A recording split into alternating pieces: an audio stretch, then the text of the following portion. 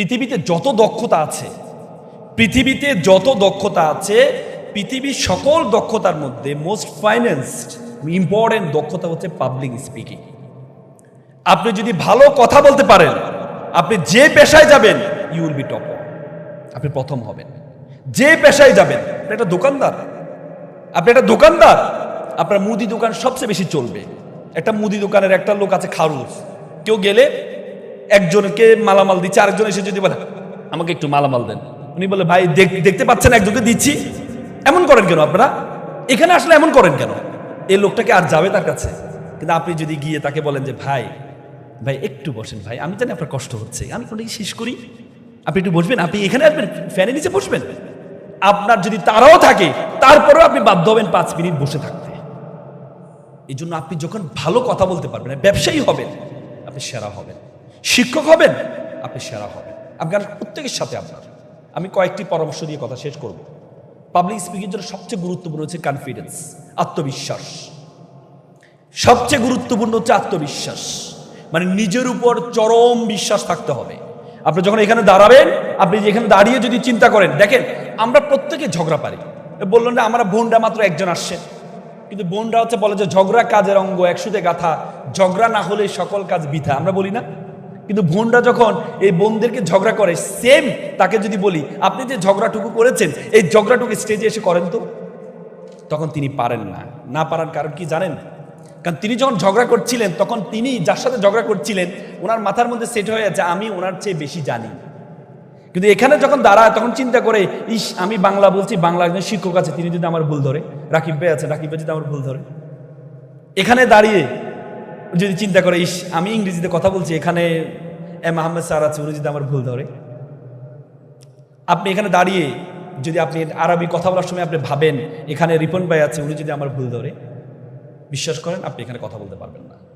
এখানে এজন্য আপনি যখন স্টেজে দাঁড়াবেন, তখন আপনাকে মনে করতে হবে এখানে যারা আছে সব গরু আর আমি হচ্ছে গুরু, তাহলে আপনি দাঁড়িয়ে কথা বলতে পারবেন। আপনাকে মনে করতে হবে এখানে যারা আছে সব ছাগল আর আমি হচ্ছে রাম ছাগল, সবচেয়ে বড় ছাগল, তাহলে আপনি এখানে দাঁড়িয়ে কথা বলতে পারবেন। এজন্য প্রথম যেটি লাগবে সেটি হচ্ছে কি? আত্মবিশ্বাস।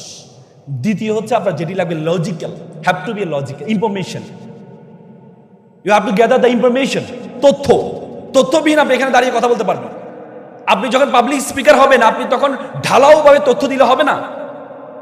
আপনাকে যদি বলে ঢাকা শহরের মূল সমস্যা কি, আপনি যদি ঢাকা শহরের মূল সমস্যা জ্যামের মূল কারণ কি, আপনি এখানে দাঁড়িয়ে যদি বলেন জ্যামের মূল কারণ হচ্ছে যত্র পার্কিং, তাহলে হবে না। আপনি এখানে দাঁড়িয়ে বলতে হবে, ইনফরমেশন দিতে হবে যে আপনি জানেন একটা শহরের আদর্শ শহর হওয়ার জন্য রাস্তা প্রয়োজন হচ্ছে 25%, কিন্তু আমাদের শহরে তার আয়তনের মাত্র 7% রাস্তা আছে। যতক্ষণ পর্যন্ত 25% না হবে, ততক্ষণ পর্যন্ত ঢাকা শহরের জ্যাম যাবে না। এটি হচ্ছে পাবলিক স্পিকার। আপনাকে তথ্য দিতে হবে। আপনাকে বলতে Jack of trade master of নান। আপনি কোনো কিছুর মাস্টার হবেন না, কিন্তু প্রত্যেকটা বিষয় আপনাকে জানতে হবে। এখানে দাঁড়িয়ে যদি বলেন না আপনি আমাকে কি বলছেন, আমি তো আর্টসের স্টুডেন্ট, আপনি আমাকে গ্রিন হাউস ইফেক্ট সম্বন্ধে কেন প্রশ্ন করছেন, তাহলে হবে না।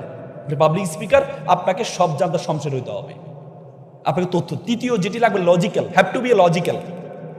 আপনাকে লজিক্যাল হইতে হবে, যুক্তিবাদী, যুক্তির মধ্যে শুদ্ধতম প্রকাশ থাকতে হবে আপনাকে। একবার একটা ইসলামী স্কলারকে প্রশ্ন করা হয়েছিল, আচ্ছা আপনারা বলেন তো আপনারা তো বলেন যে ইসলাম ধর্ম একটা ইউনিভার্সাল রিলিজিয়ন। ইসলাম ধর্ম যদি ইউনিভার্সাল রিলিজিয়ন হয়, তাহলে আপনারা মক্কা শহরে হিন্দুদেরকে ঢুকতে দেন না কেন?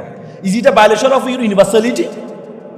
তো তিনি বলছেন আচ্ছা ঠিক আছে, আচ্ছা আপনি কোন দেশের নাগরিক? বলছেন আমি বাংলাদেশের নাগরিক। আচ্ছা আপনি বাংলাদেশের নাগরিক হিসেবে আপনি বাংলাদেশের সব জায়গায় যেতে পারেন? না আমি তো যেতে পারি। বলছে ক্যান্টনমেন্টে যেতে পারেন? না ক্যান্টনমেন্ট যেতে পারি না। বলছে কেন যেতে পারেন না? তারা ঢুকতে দেয় না। তাহলে আপনি তাদের বিরুদ্ধে মামলা করেন, you can suit against him, যে আপনাকে কেন ঢুকতে দেয় না? কারণ you are citizen of Bangladesh, you have right to enter and exit every place of Bangladesh. তাহলে আপনি কেন ঢুকতে দেন? তারা আপনাকে ঢুকতে দিচ্ছে না। তখন বলছে না এটা করা যাবে না। তো তিনি বললেন ক্যান্টনমেন্টে তারাই ঢুকতে পারবে, তারা দেশের জন্য জীবন দিতে পারবে। মুসলমানদের জন্য এটি ক্যান্টনমেন্ট হচ্ছে মক্কা শহর, মক্কা শহরে তারাই ঢুকতে পারবে যারা ইসলামের জন্য জীবন দিতে পারবে। It's a principal of logic, এটা ইথিক্স অফ লজিক। একটা নাস্তিক প্রশ্ন করেছে, আচ্ছা আপনি আমাকে দুটি প্রশ্ন উত্তর দিতে বললে আমি আপনার ইসলাম মেনে নিব। আমি যেটা দেখি না সেটা বিশ্বাস করি না, আমাকে দেখাইতে হবে, তাহলে আমি বিশ্বাস করবো, আল্লাহকে বিশ্বাস করবো। দ্বিতীয় হচ্ছে আপনারা বলেন শয়তান আগুনের তৈরি, তো শয়তানকে নাকি জাহান্নামে আগুনে জ্বালাবেন, তো আগুনের তৈরি শয়তানকে আগুনে জ্বালালে তো সে তো শক্তিশালী হবে, তাকে কেন আপনারা আবার আগুনে জ্বালাবেন? তখন তিনি কি করলেন, তাকে ইট দিয়ে একটা বাড়ি দিলেন। এই তো নিচে দেখলো, এই তো আপনাদের মুসলমানদের সমস্যা, আপনারা না পারলে হয়তো ইট দিয়ে বাড়ি দেন, আর না হলে বোমা মারেন। বলছে আপনি কি ব্যথা পেয়েছেন? অবশ্যই ব্যথা পেয়েছেন। কোথায় পেয়েছেন? এখানে পেয়েছি। দেখান তো ব্যথাটা। ব্যথা কি দেখানো যায়? ব্যথা তো অনুভব করা যায়। তো তিনি বলেন একটু আগে আপনি বললেন যেটা দেখেন না সেটা বিশ্বাস করেন না, আপনি এটা কিভাবে করলেন? বলছে আপনি কি আসলে ব্যথা পেয়েছেন? অবশ্যই ব্যথা পেয়েছি। ইটটা কিসের তৈরি? মাটির তৈরি। আপনি কিসের তৈরি? মাটির তৈরি। আরে ভাই মাটি দিয়ে মাটিকে মারলাম, মাটি তো শক্তিশালী হওয়ার কথা, আপনি ব্যথা পাবেন কেন? আপনি ব্যথা পাবেন কেন? It's logic, it's the principal of logic, it's ethics of logic. আপনি লজিক্যাল হতে হবে। চতুর্থ যে ইম্পর্টেন্ট সেটি হচ্ছে আপনাকে আই কন্ট্যাক্ট থাকতে হয়। It's very important, eye contact. এখানে যখন দাঁড়াবেন আপনি যদি উপরের দিকে তাকিয়ে কথা বলেন, একবার মনে আছে নটরডেমে একটা জাজমেন্ট করছিলাম, একটা ছেলে উপরের দিকে তাকিয়ে এমনভাবে বক্তব্য দিল, আমরা সকলে তাকে মার্কস বেশি দিলাম। আমরা বাকি প্রতিবন্ধী ছেলে, এত সুন্দর করে বক্তব্য দিল। এরপরে বিপরীত পক্ষে এসে আপনারা কিভাবে তাকে এই দিলেন, তার তো আই কন্ট্যাক্ট ছিল না। তার মানে সে তো প্রতিবন্ধী একটা ছেলে, এত ভালো বক্তব্য দিয়েছে। বলছে না, সে তো প্রতিবন্ধী না। পরে আমরা জানতাম সে প্রতিবন্ধী ছিল না। Eye contact is very important. আমাদের মনে আছে আমরা একবার সূর্য সেন হল ভার্সেস, আমি ঢাকা বিশ্ববিদ্যালয়ের ছাত্র ছিলাম, সূর্য সেন হল ভার্সেস রোকেয়া হলে একটা ডিবেট ছিল, একটা ডিবেট ছিল রোকেয়া হলে। মেয়েদের হলে ছেলেরা যেতে পারে না, ছেলেদের হলে মেয়েরা যেতে পারে না। তা আমরা ডিবেটাররা যেতে পারতাম সেখানে, মেয়েরা সকল দর্শক, ছেলেরা মেয়েরা বিতর্ক করবে। তা আমার সাথে আমার একটা বন্ধু, সে মানসা থেকে পড়াশোনা করে আসছে, সেও পাঞ্জাবি পরে গিয়েছে। তো হুজুর যখন বিতর্ক করতে দাঁড়াইলো, বিপরীত পক্ষ থেকে একজনে তাকে চোখ মেরে দিছে। চোখ মারা দিয়েছে, সে এমন জ্বালাময়ী ভাষণ দিল, সবাই তো অবাক, কিরে আমরা তো অবাক, এত ভালো ভাষণ সে কিভাবে দিল। একটু পরে ওই মেয়েটা যখন বিতর্ক করতে দাঁড়াইলো, আমার বন্ধু তার চোখ মেরে দিচ্ছে। চোখ মাইরা সে টেবিলে নিয়ে মাথায় এভাবে তাক করে রাখছে। আমরা বলি বন্ধু কি হয়েছে? কুতিবা আলাইকুমুল কিসাস, মানে আল্লাহ বলছে কি প্রতিশোধকে ফরজ করেছে। আমি ঘটনা ঘটাই দিচ্ছি। কি হয়েছে? সে আমার চোখ মারছে, আমিও মেরে দিচ্ছি। এ মেয়ে আর কথা বলতে, মেয়ে দাঁড়ায় শুধু 5 মিনিট 3 মিনিট শুধু মুখ নাড়াচ্ছে, কোনো কথাই আসে না। তার কথা হচ্ছে যে আমি বোরকা পরি না, একটা ছেলেকে আমি চোখ মারতেই পারি, কিন্তু একটা হুজুর কেমন আমাকে চোখ মারলো? একটা হুজুর কেমন আমাকে চোখ মারলো? ওইটার কারণে আমরা জয়লাভ করছিলাম। এই জন্য eye contact is very important. আপনি যখন তাকাবেন তখন কিসের দিকে তাকাবেন? তখন কিসের? কপালের দিকে তাকাবেন, কপাল। কারণ আপনি যখন চোখের দিকে তাকাবেন, ইনিশিয়াল বিতর্ক হলে, ইনিশিয়াল পাবলিক স্পিকার হলে, কেউ যদি এভাবে করে কি বলে, তখন কিন্তু আপনার কনফিডেন্স লেভেল লো হয়ে যাবে। এই জন্য আপনি তাকাবেন কোথায়? কপাল। কপাল না কপাল। কপাল কোনটা বলেন তো? কপাল গাল। কবি একবার লিখছে না, কপালখানি ভিজে গেল 2 নয়নের জলে। মানে লেখার কথা ছিল কপালখানি ভিজে গেল 2 নয়নের জলে। লিখে ফেলছে কপালখানি ভিজে গেল 2 নয়নের জলে। কবি মানুষ একবার লিখলে তার কাটতে পারে না, তখন লিখছে পা দুখানি বাঁধা ছিল গাছের ঢালে।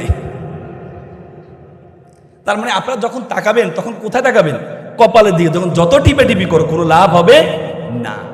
পঞ্চম যেটি ইম্পর্টেন্ট পাবলিক স্পিকের জন্য, সেটা হচ্ছে body language. Is a very important. Body ল্যাঙ্গুয়েজটা আপনি কিভাবে রাখবেন? আপনি ডায়াসে দাঁড়িয়ে, অনেকে দেখবেন ডায়াসে যাই এভাবে থাকে, মানে শুয়ে যাবে সে ডায়াসের উপরে। আমি ওই দিন একটা টক শোতে দেখছিলাম, ডাকশোতে যারা ইলেকশন করছে, সে ডায়াসের মধ্যে শুয়ে যাচ্ছে মনে হচ্ছে। তার মানে আপনারা যখন ডায়াসে দাঁড়াবেন তখন হাতটা কোথায় রাখবেন? আবার অনেকে দেখবেন যখন ডায়াস থাকে না, হাতটা নিয়ে বিপদে পড়ছে, হাতটা কোথায় রাখবো? ইস আল্লাহ যদি হাতের মধ্যে স্ক্রু সিস্টেম করে দিত, তাহলে হাতটা গুলে পকেটের মধ্যে রেখে দিতাম। মানে হাতটা নিয়ে বিপদে পড়ে যায়। এভাবে কি যে করে আল্লাহ না। যখন ডায়াসে দাঁড়াবেন তখন এভাবে দাঁড়াবেন, একবারে আপনার বডিটা সোজা থাকতে হবে। আর যেখানে দাঁড়াবেন তখন এক হাতে আপনার এই থাকবে। আবার আপনার সেইভাবে এভাবে দেখাবেন না। আমাদের কিছু হুজুর আছে দেখুন, ওয়াজ করার সময় আমি আল্লাহকে এত বেশি ভালোবাসি বলে সব মাইকটা ঘুরে নিয়ে চলে যাবে।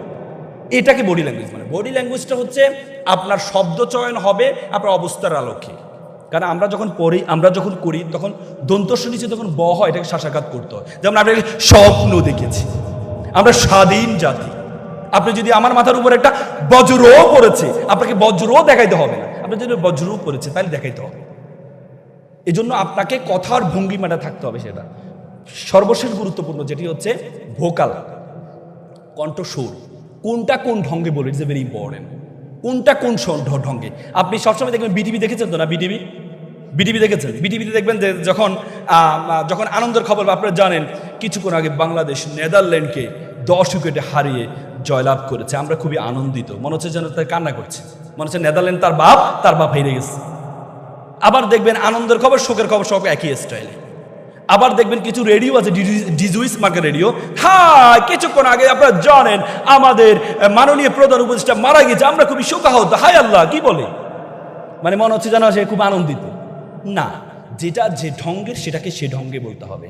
আপনি যখন বলবীর বলবেন, বলবীরের ঢঙ্গে বলতে হবে। যদি বলবীরের ক্ষেত্রে যদি আপনি বলেন বলবীর বল উন্নত মম শির শিরুনিহারি আমারই নত শিরই শিকর হিমাদ্রি, মনে হচ্ছে যেন বিদ্রোহী কবিতাটাকে আপনি কি শেষ করে দিলেন একবারে। আবার নিজ স্বপ্ন আজি এ প্রভাতে রবির কর, কেমনই পুষিল প্রাণের পর, কেমনই পুষিল প্রাণের আর প্রভাত পাখির গান। না রে ভাই, আপনাকে বলবীর বল উন্নত মম শির শিরনিহারি আমারই নত শিরই শিকর হিমাদ্রি, বলবীর আমি চির উন্নত মম শির, আমি চির দুর্বার দুর্বিনীত নৃশংস, আমি সাইক্লোন, আমি ধ্বংস, বলবীর। আবার আপনি যে নিজ স্বপ্ন বলবেন আজি এ প্রভাতে রবির কর, কেমনই পুষিল প্রাণের পর, কেমনই পুষিল প্রাণের আধারে প্রভাত পাখির গান। না জানি কেন রে এতদিন পরে জাগিয়া উঠেছে প্রাণ, ওরে জাগিয়া উঠেছে প্রাণ, ওরে প্রাণের বাসনা প্রাণের আবেগ রুদিয়া রাখিতে নারী। এটি হচ্ছে নিজ স্বপ্নের বঙ্গ। আমি সর্বশেষ, আমি আর কথা বাড়াবো না, সর্বশেষ আমি আপনাদেরকে 5টা কি পয়েন্ট বলবো, যে মানুষের সাথে যখন প্রথম আপনার দেখা হবে, যখন মানুষের সাথে আপনার প্রথম দেখা হবে, আপনি তাকে কিভাবে কনভিন্স করবেন। আমরা দেখেছি, আমরা যেখানে যাই, হুট করে আমাদের সাথে কেউ যখন পরিচিত হতে আসে, সে এমনভাবে আমাকে অ্যাপ্রোচ দেখায়, আমি ইচ্ছে করে না তার সাথে দ্বিতীয় কথা বলার। আপনি যখন প্রথমে কারোর সাথে পরিচয় হতে যাবেন, তখন সুন্দর করে তাকে একটা কি বলবেন, একটা হাসি দিবেন। ভাইয়া ভাইয়া আমি মামুন ভাইয়া, একটা হাসি দিবেন। হাসি কিন্তু একটা সুন্নত, জানেন তো আপনারা? হাসি সুন্নত জানেন তো? হ্যাঁ, আল্লাহ রাসূল যে হাসি শুধু সুন্নত নয়, আল্লাহ রাসূল কি বলে, একটা সাহাবা বলেছেন যে আল্লাহ রাসূল আমি আকসারু তাবাসসুমা মিনাল নবী করিম সাল্লাল্লাহু আলাইহি সাল্লাম, আমি নবী করিম সাল্লাল্লাহু আলাইহি সাল্লামকে এত বেশি হাসতে আর কোনো মানুষকে দেখি না যত বেশি নবী করিম সাল্লাল্লাহু আলাইহি সাল্লাম হেসেছেন। তার মানে হাসি একটা সুন্নত। এবং আল্লাহ রাসূল বলছে এটা সাদাকা। আল্লাহ রাসূল বলেছে তাবাসসুমা ওয়াজহে, যদি তোমার কাউকে দেখো আখিকা লাকা, তোমার কোনো ভাইকে তোমার তার চেহারা দেখো সাদাকা, তাহলে হাসি দাও, সেটা হবে তোমার জন্য সাদাকা। সাদাকা মানে কি? দান করা, নিঃস্বার্থ দান করা। তার মানে আপনি যখন কারোর হাসি দিবেন, এটা নিঃস্বার্থ দান হবে। এই জন্য প্রথমে যখন কারোর সাথে দেখা হবে, একটা হাসি দিবেন। আর আমরা কি করি, ভাইয়া আমি মামুন ভাইয়া, আর এই হাসি দিলে হবে না তো। হাসি 3 ধরনের মনে রাখবেন। একটা হচ্ছে তাবাসসুম, তাবাসসুম মানে মুস্কি হাসি, এটা রাসূল সবসময় দিতেন। আর একটা হচ্ছে কি দেহেক মানে হচ্ছে দাঁত বের করে হাসা, কিন্তু আওয়াজ হবে না, এটাও দেওয়া যায়। আর এটা হচ্ছে কাহাকা মানে অট্ট হাসি। আল্লাহ রাসূল বলেছেন তোমরা কাহাকা দিও না, কাহাকা দিলে তোমার হৃদয়টা মরে যায়, হৃদয়টা মরে যায়। যেন কাহাকা দিবা না, অট্ট হাসি দিবা না, এটা শয়তানের হাসি। এই হাসি কখনো দিবা না, আওয়াজ করে যে হাসিটা দেয়, এটা কখনো দিবা না। তার মানে আপনি যখন প্রথমে কারোর সাথে দেখা হবে, প্রথমে তাকে একটা হাসি দিবেন, ভাইয়া আমি মামুন ভাইয়া, ভালো আছেন ভাইয়া, প্রথম। দ্বিতীয় যেটি করবেন সেটি হচ্ছে, আমরা সবসময় কি মানুষের নেগেটিভ অ্যাপ্রোচ দেখাই। প্রথমে ভাইয়া আপনার কাছে একটু কালো কালো লাগছে, তাহলে উনি কি আপনার সাথে কথা বলার আগ্রহ থাকবে? ভাইয়া আজকে পোশাকটা আপনাকে ভালো লাগছে, আপনি ছবিটা অনেক সুন্দর, বাস্তবে আসলে এবার বললে সে কি আপনার সাথে আর কথা বলবে? আপনি বলেন যে ভাইয়া ছবি কি, বাস্তবে আপনি অনেক সুন্দর ভাইয়া। যদিও আমাদের শরীয়ত বলেছে যে সামনে প্রশংসা না করতে, কিন্তু একটু প্রশংসা তো করতেই হবে। এটাকে প্রশংসা না বললে আপনি কমপ্লিমেন্ট বলতে পারেন, যে আপনি তাকে বলেন যে ভাইয়া আপনি কিন্তু আজকে আপনাকে অনেক সুন্দর লাগছে, ছবি থেকে বাস্তবে আপনি অনেক সুন্দর।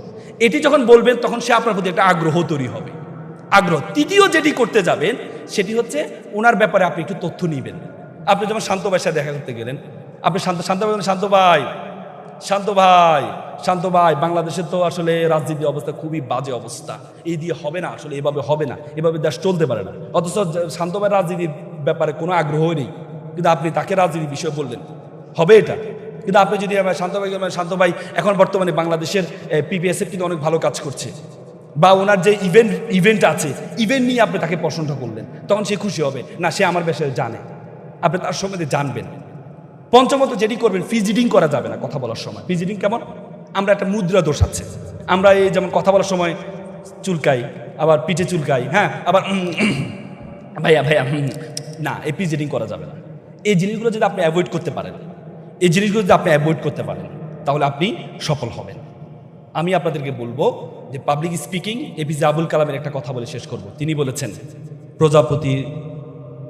প্রজাপতির পিছনে ঘুরো না, ফুলের চাষ করো, প্রজাপতি তোমার পিছনে ঘুরবে। তো সুতরাং ফুলের চাষ হচ্ছে পাবলিক স্পিকিং, এটি যদি আপনি করতে পারবেন, মনে রাখবেন সকল কিছু আপনার পিছনে ঘুরবে। সকলে ভালো থাকবেন, সুস্থ থাকবেন। আসসালামু আলাইকুম।